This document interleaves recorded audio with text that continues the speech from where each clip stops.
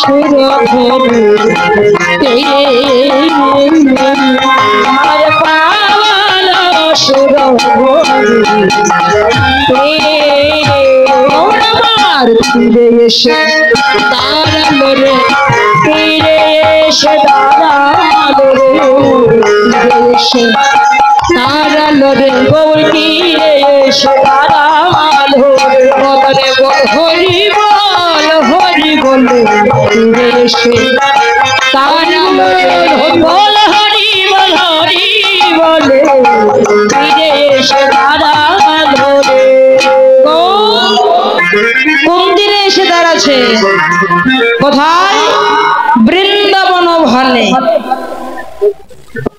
বৃন্দাবন ভাবনা করে সুরধরির তীরে এসে বৃন্দাবন ভাবনা করে বলছে এই বুঝবি আমার সেই বৃন্দাবন, যে বৃন্দাবনে ব্রজগোপীগণকে নিয়ে কত না রাসলীলা জলকেলি করেছি, এই বুঝি আমার সেই বৃন্দাবন।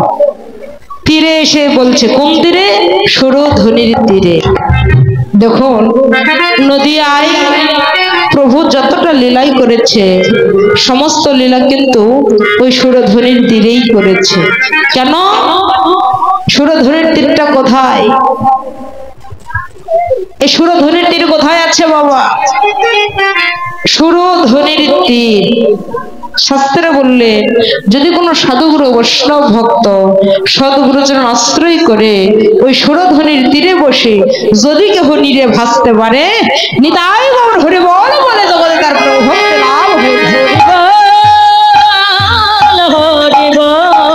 হরি হরি হরি হরি। আর গৌর হরি যে চলছে কেমন করে? নিশবদ মন্ডনা কহি বহিরনা আরে নিশবদ মঙ্গলময় করিরল আরে নিশবদ মন্ডনা কহি বহির আরে নিশবদ মঙ্গল করিরল অতি অতি ললিত সুধী আমরি রে অতি অতি ললিত সুধী। গৌর আমার ধীরে ধীরে চলিল রে, আরে ধীরে ধীরে চলিল রে, ধীরে চলিল ধীরে ধীরে চলিল রে, কৃষ্ণ ভজনের পথে ধীরে ধীরে চলিল রে, কৃষ্ণ ভজনের পথে ধীরে ধীরে চলিল রে। অতি শান্ত মতি শান্ত মতি শান্ত গতি শান্ত মতি শান্ত অতি শান্ত মতি শান্ত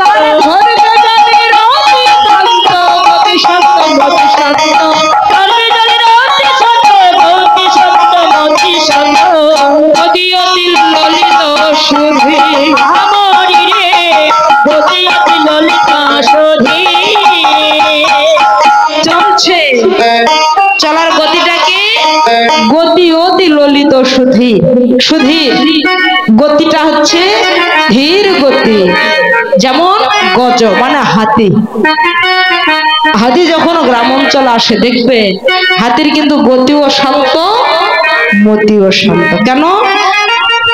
তার দেহটা বিরাট কিন্তু গতি শান্ত। কেন বাবা? হাতি যখন গ্রাম অঞ্চলে আসে লক্ষ্য করে দেখবে গ্রামে কুকুরেরা কিন্তু হাতির পিছনে লাগে। কি বাবা লাগে না? কেন লাগে? তারা মনে মনে ভাবনা করে বাপরে বাপ এত বিরাট বড় জন্তু আবার কোথা থেকে এলো। কিন্তু হাতি কিন্তু ফিরেও পিছনে তাকায় না।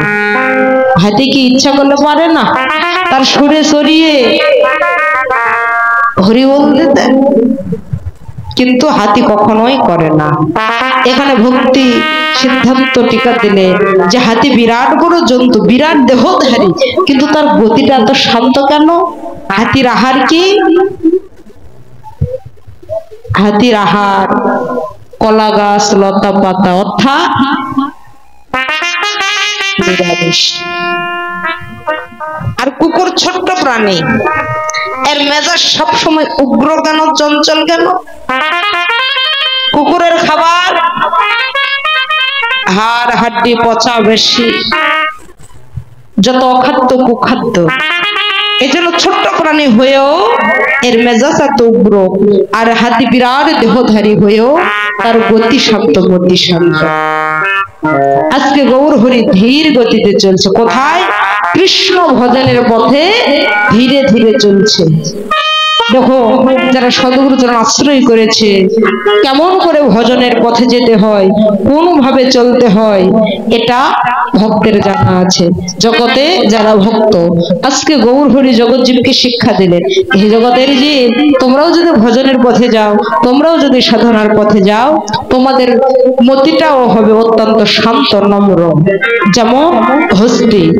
এমনি করে ধীরে ধীরে চলছে। আর সুরধ্বনির তীরে এসে কি বলছে?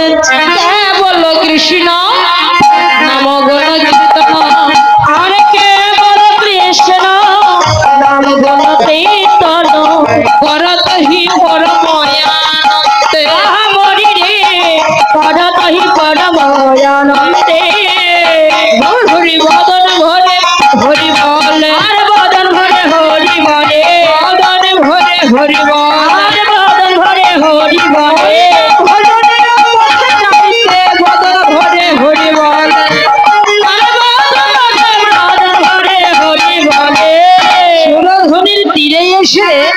গৌর হরি ভজনের পথে যাবেন বলে বদনে কে বলো কৃষ্ণ নাম কোনো কীর্তন, করতহি পরম আনন্দে।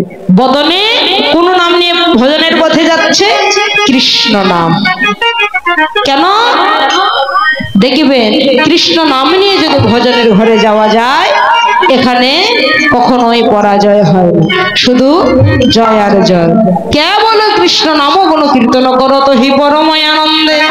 তো রাধা মোহন দাস উত্তর যুগের কবি, তো গৌরলীলা দর্শন করে এবার মনের আবেগে কথাগুলি বলছে। রাধা মোহন দাস জিতে অভিলাষ সই চরণ জন পাই। রাধা মোহন দাস ভাবনা করছে, ওই রাধারূপী গৌর চরণ আমার ভাগ্যে বুঝি হলো না। কেন বাবা? সে তো গৌর লীলাটা লিপিবদ্ধ করেছে, তার ভাগ্যে কি হয়নি? দর্শন যদি নাই বা হবে, কেমন করে পটটি লিপিবদ্ধ করলো? রাধা মোহন দাস এরা বংশ পরম্পরায় তাদের প্রতিটি শিরা উপশিরায় গৌর প্রেমের, কৃষ্ণ প্রেমের অঙ্কুরিত। তার ভাগ্যে হয়েছে, কিন্তু এটা দৈনতা যে আমার ভাগ্যে হলো না। জগতে সকলের ভাগ্যে হলো, আমার ভাগ্যে হলো না। তাই রাধা মোহন দাস চৈতে অভিলাষ সই চরণ যেন পাই,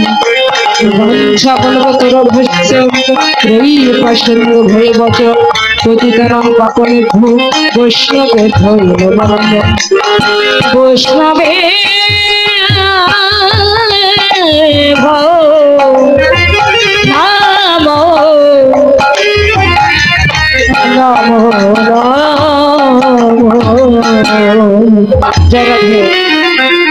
তো যাই হোক, সবাই মিলে বৃন্দাবনে যাব।